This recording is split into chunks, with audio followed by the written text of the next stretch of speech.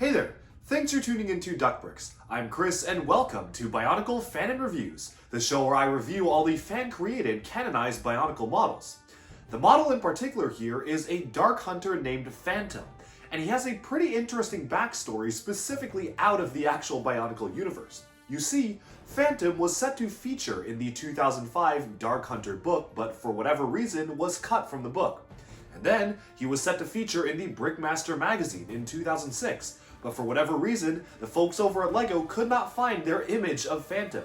And so, Phantom was never actually visually canonized. However, he did get a small mention in the Bionicle Encyclopedia, which does make him fully canon to the Bionicle storyline.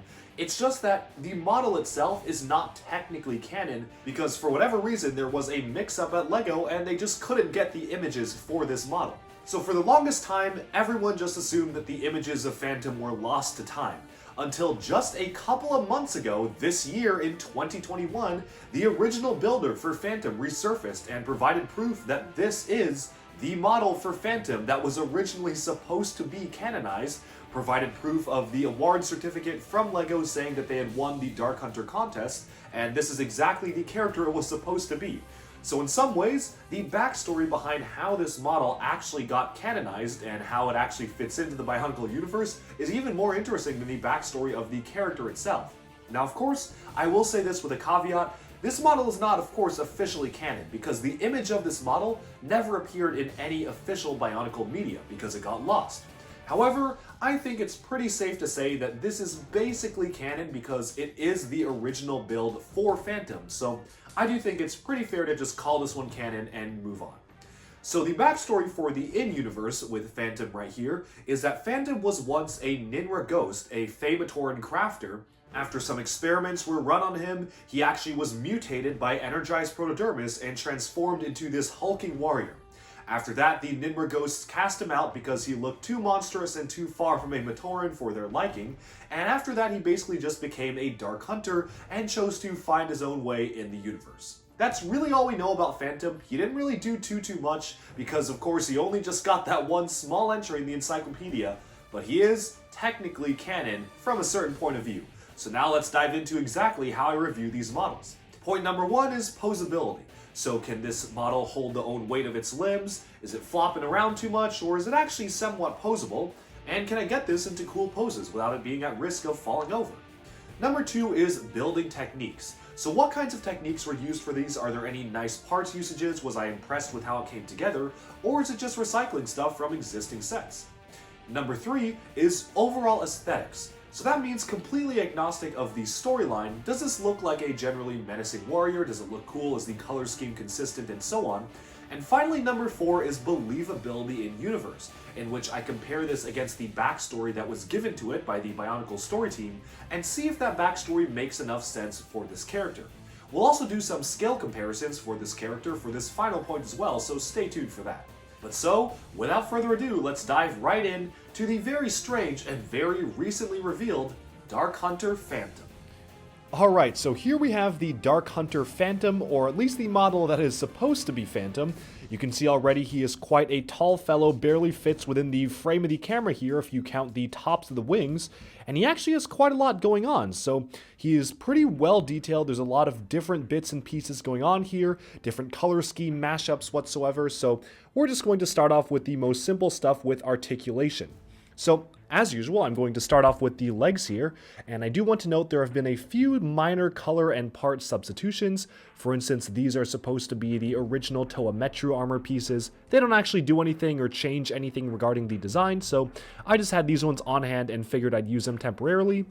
And also, there are supposed to be Toa Mata gears alongside his staff here to bulk it up a bit. I just didn't have 8 to 10 extra Toa Mata gears laying around, so I just left them off. Finally, there's supposed to be a couple of rubber bands that allow the wings to either furl outwards or inwards. I just didn't have the right rubber bands on me, and I've been recently moving to a new location, so with all the hustle, I just figured I would leave it off for this review just temporarily. But of course, starting off with the posability, you can see that for the legs here, he can splay his legs outwards, but he can also bend them a little bit. You see the way that they've mounted the legs is pretty interesting. you've got a Roxy spine piece here, which allows some flex if you really want to keep it flush. It's not exactly the most legal of building techniques, especially with that joint right there. But the problem is, as soon as you want to bend the leg, the Roxy spine will just fall off. So it's not actually held on by anything. It will just curve outwards and doesn't really look good when it does that. So if you want to move the legs, you actually have to press the Roxy spine flush against the piece here and then bend it like so. It's not the best solution, it's not even a really great solution, but it does give it a fair bit of stability because you actually have to exert a good amount of force to even bend this limb. But of course that's the upper leg there. You can also splay it out like so, and I do actually like how the cloth kind of comma piece or some sort of a pauldron waist cape kind of thing does actually look like it moves with the legs. So as I move the legs outwards, the armor or pauldron actually does bend outwards like so.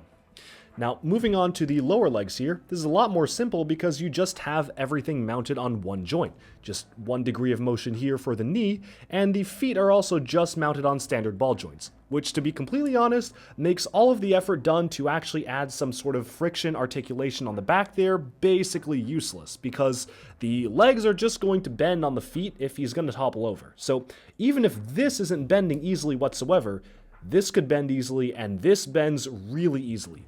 So even though the upper legs are at least somewhat stable, it's kind of easy for this guy to fall over because you can see he's just tipping backwards on his feet there, which isn't honestly that good of a thing in my opinion. Now moving on to the rest of this build and going upwards, you can take a look at the arms here. Now the arms have a pretty interesting way of being mounted.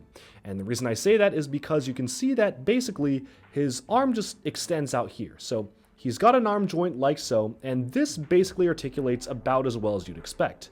The strange thing though comes because again, it's using these Roxy spine pieces where if you bend the arms too much, they're just going to flap open and cause the arm to just flop downwards. It's really not a good look, it's not a good way of doing things, and honestly, I would have been a lot happier if they just restricted the articulation of this piece whatsoever. If they made it so that these Roxy pieces were not mounted by ball joints and instead were actually just flush straight, I would have been a lot happier. But instead, because you can kind of bend the shoulders up and down, it's very easy to just cause them to flop outwards, especially when you just move the arms a little bit. And that's a much, much bigger problem when we come to this arm because he's holding a weapon in this arm. So the weight of this weapon here, you'll notice he obviously cannot hold it up on his own. It will just flop down. The weapon's just a little bit too heavy for him. But the weight of the weapon is causing the Roxy spines to actually open up alongside the shoulder here, which again makes it really easy for him to just flop backwards. And this just doesn't feel good to me, doesn't really feel that stable. Honestly, one of my bigger complaints with the model. Aesthetically speaking, I think it looks pretty cool how the shoulders curve outwards and actually have the arms end at these kind of further out points. It really does give him a unique silhouette, very broad shoulders and wide apart arms, but it all falls apart when you touch it slightly and everything just opens up like so. It's really not a great building technique here, and honestly, that's probably one of my biggest problems with this model, because even as you're posing him with his arms and stuff, it's just so easy to make it flop down like they're just doing right now. Moving on from that though, we can take a look at the head itself, which is really the only other piece of articulation. It's mounted about as simply as you'd expect with just a ball joint. He also has the Roxy lower jaw here, allow you to open and close his jaw, so that's a pretty cool thing for him to do. I think that head looks pretty realistic and fairly well within the Bionicle universe to me. One minor complaint though, and we'll talk about this more when we get to building techniques, but the use of these particular flex tubes make the head really easy to just be pushed outwards out of the crown at the top here. It's really hard to actually keep all of this together. It actually does bend the flex tubes quite a bit, which don't actually bend too well, so that's a bit of a con to me. Besides that though, you just have the wings mounted on the back like so. Obviously no friction because they actually had a rubber band quote-unquote function, but I did try it out once and it's not really that much of a function. You really just wrap a rubber band to this bottom piece to allow you to either snap it this way or snap it shut. So basically you can see what it looks like snapped shut like this. You could also kind of wedge them in and snap them out if you really wanted to display it with the wings or back spikes outwards, so it really doesn't make any difference. Now again, as I did mention, I probably will mention again, these Lecon blades have obviously been 3D printed, and I will be including links to the designer of the Lecon blades in the description if you want to contact him and see if the part is available online again. Now moving on from this, you'll notice again how literally just moving it around, I didn't actually intentionally do this, but just by moving him around, he has lost the swinging pieces of the Roxy cover right here. They're just kind of all open, so that is very unfortunate. But then we can probably talk about the building techniques. So I kind of want to start off with the legs and work my way up, kind of like we talked about posability. The building techniques here are kind of interesting, because you see, it's not actually reusing anything from existing sets. It's trying its own thing, but its own thing is not too good. You see, it's really easy for the Roxy spine to just flip open like this, which is not a good way of posing things, and even if you press and hold this shut and move the legs, you don't actually have a very wide degree of articulation here, and you're pretty confined to basically just how much this piece will allow you to move it. Even side to side, they're mounted a little bit awkwardly because the tops of the legs are technically on these joints. Obviously, you can't move those joints back and forth. You can only move it side to side, so either you move it side to side or you move it back and forth on a different axis, which is always a little bit strange to me. In terms of the rest of the build, though, it's a fairly simple Technic beam torso assembly.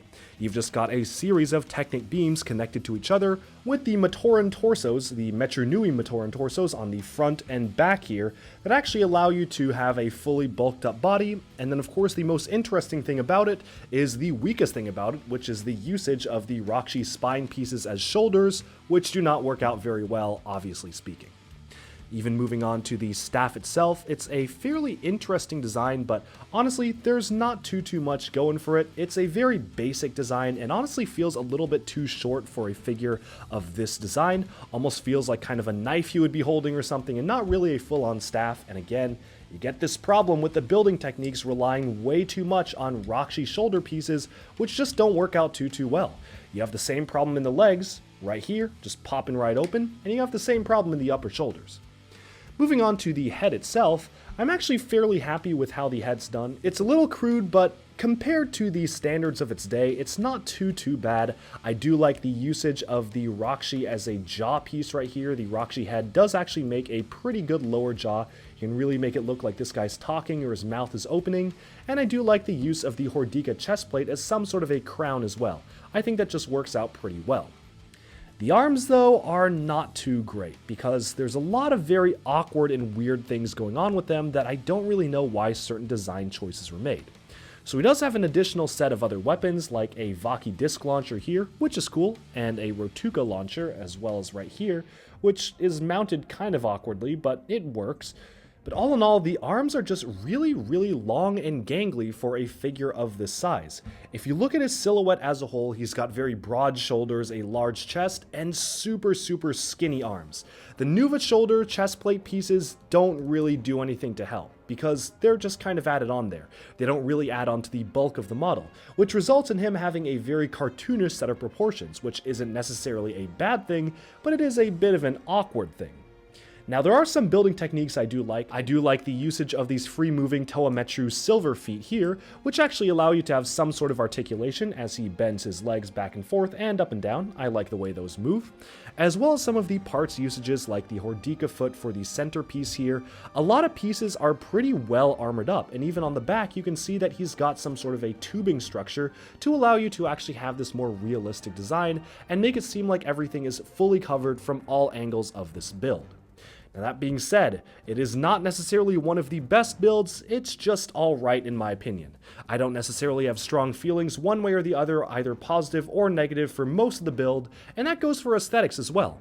The color scheme, as you can see, is predominantly silver and dark red, but it's not a color scheme that particularly stands out to me either one way or the other. The best thing I can say about it is that it's consistent. There's a lot of silver, there's a lot of dark red, and not a lot of anything else. In fact, it's so consistent that many of the armor pieces can actually blend in a little too well with the weapons, especially if his hands are the same exact color, and the crown, which I'm guessing is supposed to be something he's wearing and not actually part of his body, is also something that blends in with his teeth here, which may also be decorative, but who knows, it kind of looks like those are growing out of his face. So the color scheme is consistent to a fault. It's very much dark red and very much dark silver, and nothing else.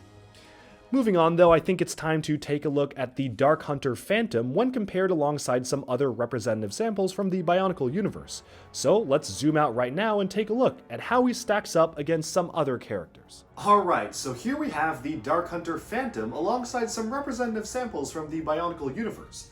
I brought along a standard Metru-sized Toa build, this is Toa Iruni the Toahaga, as well as two different Matoran builds, Akmal the Pomatoran and Dekar the Pomatoran as well. Of course, we don't actually have any official builds of a Fey Matoran or any Ninra Ghost, which is what Phantom was supposed to actually be, so I can't really compare him alongside any of those because they don't exist, but I figured that some different Pomatoran were the closest things we would get to their armor color, which is said to be this kind of burnt orange or copper color. And so, how does this compare against these representative samples from the universe? Well, obviously, as you can see, Phantom towers over the competition, but he isn't so big as to be unbelievable in my opinion. There have been much larger Titans, and while he is one of the larger ones, he's not gargantuan or colossally big, because that would be a little bit too unbelievable. In fact, I think the scale is generally alright because he basically is a Titan-sized build.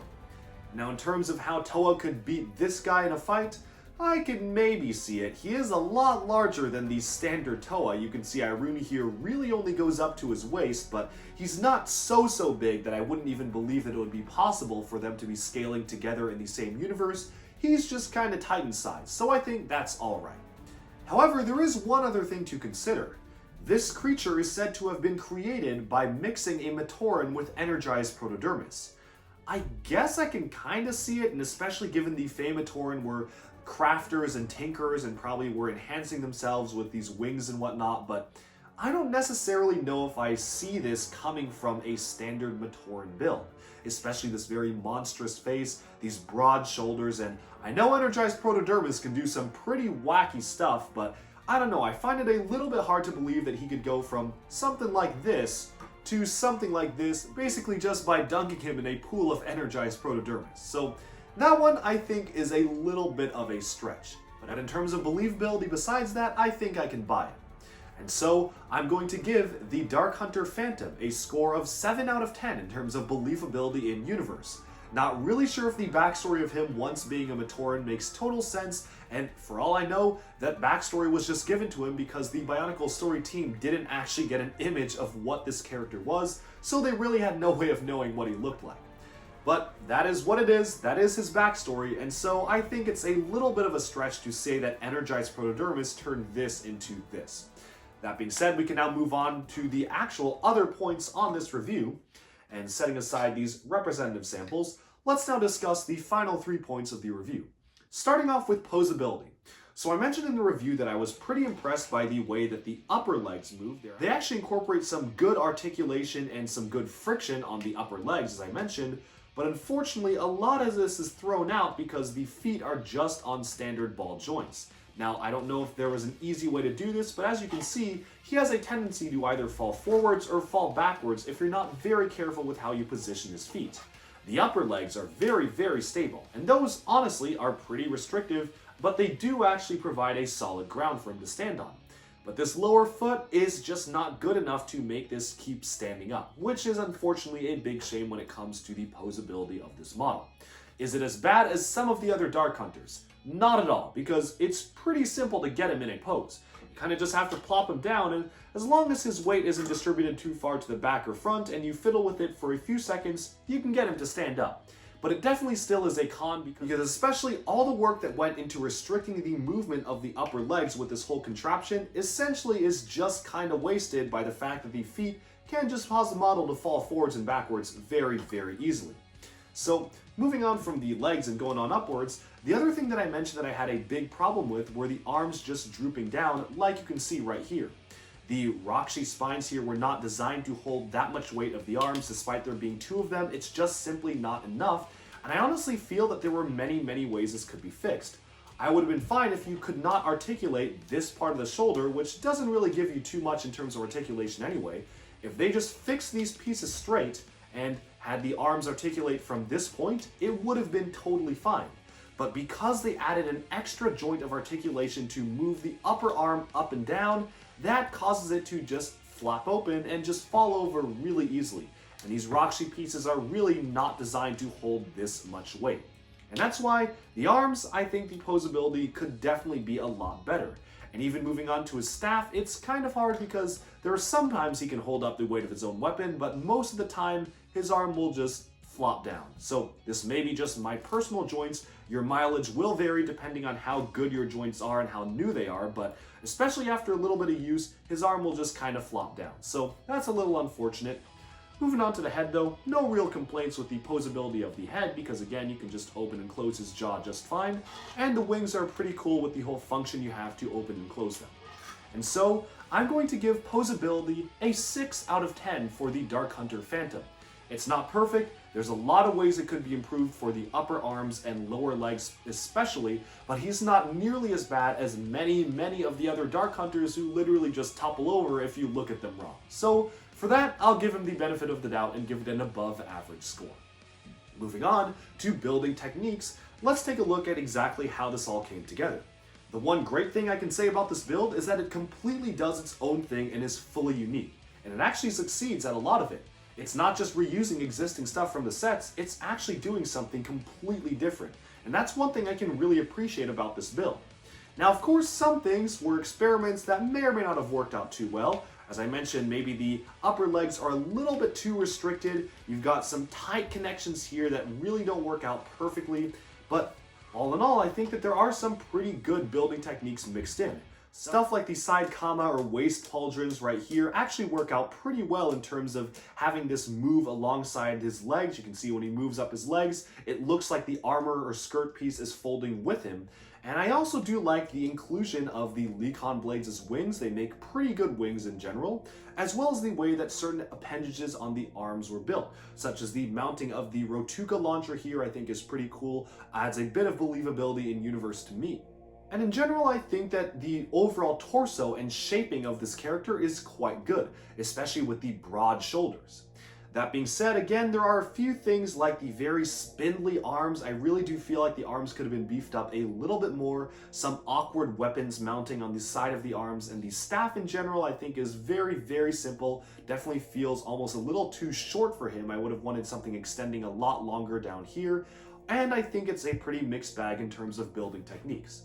That being said, the positives definitely outweigh the negatives, and that's why I'll give Phantom a 7 out of 10 in terms of building techniques. Everything here is completely unique. It has a very unique silhouette with these broad shoulders, spiky wings, and bulky legs. And all in all, I think this succeeds in being its own very unique addition to the Bionicle universe. And now we can move on to general aesthetics. So, I think the aesthetics of this model are fairly decent. The color scheme is pretty consistent. You've got the dark red, the silver, and some dark gray, and really, those are pretty much all the colors you're going to see on this model. Outside of the occasional blue pin or red axle, which isn't the builder's fault, everything here is basically very consistent, and there aren't really any major deviations from this core color scheme, which is something I can really appreciate about the way this is built. Color scheme aside, I actually think that overall aesthetics, when you're not actually having to struggle with the arms falling over, are fairly decent. You've got these very bulky and broad shoulders, as I mentioned, which give it a very unique silhouette. I really do appreciate the way that it looks for the most part. Of course, there are some awkward bits like the tubes on the back of the legs, and this whole structure just juts out very awkwardly. Not really sure exactly how that would work. You also can't really sit down at all because of this. The other thing is that, again, the arms are very spindly, especially if you look at just the silhouette of this character. It almost feels like he has these very stick-thin arms, which I'm not a big fan of, especially given how bulky the legs are, how bulky these shoulders are. I would have thought he would have a little bit more muscle on him. But with that said, I think that overall, the aesthetics are fairly decent, and that's why I'm going to give it a 7 out of 10 in terms of aesthetics as well. Because it does accomplish good things with the consistent color scheme, it does generally look good and menacing with these broad shoulders and very unique silhouette, and all in all, I think that aesthetics worked out fairly well. And especially works if you kind of view him in the light of almost like a cartoon character with very large, triangular shaped shoulders and torsos and very spindly arms to kind of accentuate just how large and top heavy this character is. So if you look at it like that, I think it makes it a lot better. But with that, we have summed up this review of the Dark Hunter Phantom. Let me know down in the comments below what do you think of this model. If you haven't built yourself, how was your building experience? And do you like it or dislike it? And do you agree or disagree with my score? I'd love to hear what you think, so let me know. And as usual, stay tuned every single Monday, unless otherwise stated, for a new Bionicle Fanon review. Thank you all so much for tuning into Duckbricks. I hope you enjoyed this video, and definitely stay tuned for future videos on the way very soon. Thanks, and bye-bye for now.